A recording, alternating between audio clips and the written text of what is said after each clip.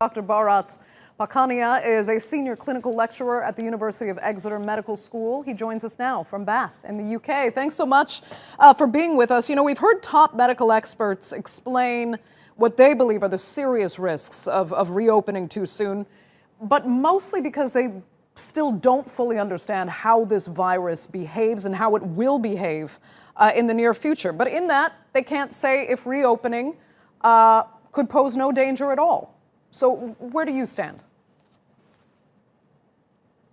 The science, the basic science is very clear. If you have a lot of circulating number of cases in the community, people will get infected. And when people get infected, they make more cases, and then the case numbers go up. So on that subject, the science is very clear.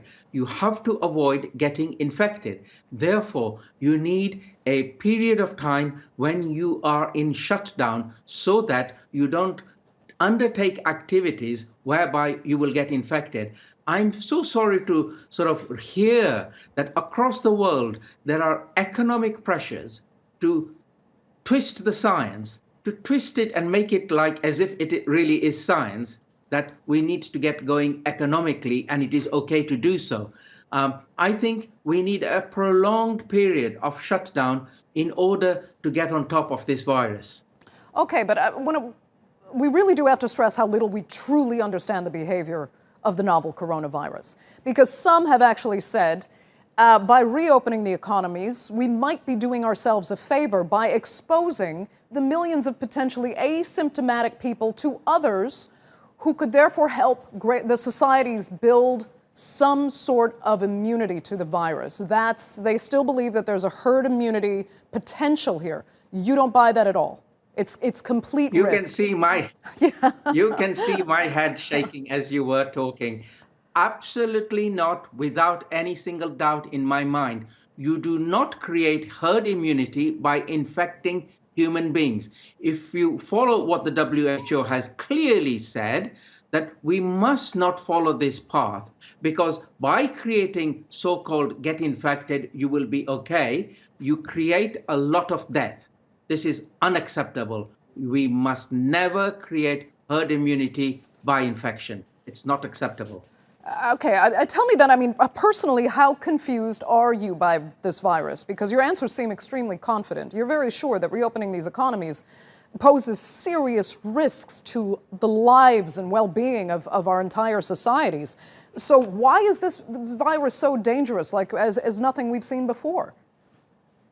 It is very dangerous. It is like nothing we have seen before. Of course, there are worse viruses than coronavirus COVID-19, such as MERS, such as Ebola. But both MERS and Ebola are not so infectious. Unfortunately, COVID-19 coronavirus is very infectious.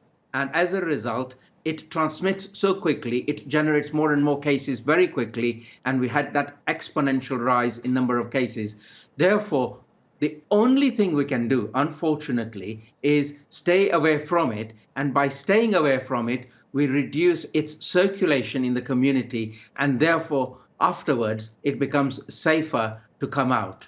Doctor, let me ask you this. I actually discovered that in a workplace I was familiar with, there had been people infected with coronavirus. They immediately tracked and traced everyone that those people had been in contact with in the immediate vicinity.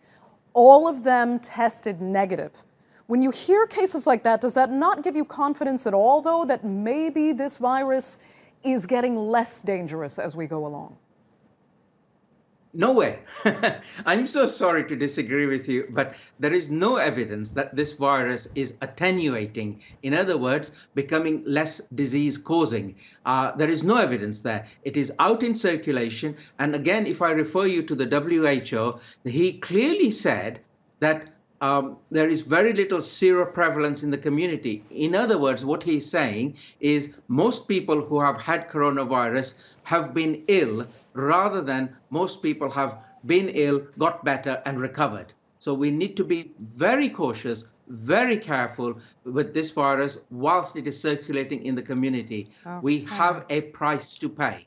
Okay, I just wish we could get the testing done properly so we could just really know who is out there carrying, asymptomatic cases and more serious cases at the same time. I need to ask you this, though, before I let you go, because later in the program, we're actually going to be talking to an advocate for the Human Challenge study. I'm not sure you've heard about it, but it's where they're expecting and hoping that volunteers, and they've got thousands of them already, will take an experimental vaccine and then purposely expose themselves to coronavirus to hopefully speed up the development of a functional vaccine. Now, it still hasn't been approved by the government, but as I said, thousands of people are willing to volunteer. Would you think that that's a good idea? Would it help us get a vaccine out sooner rather than later? That is an experiment, and it is not without its risks. So I would be very cautious, but it is an experiment. Now, that same experiment has been carried out amongst primates, macaque monkeys.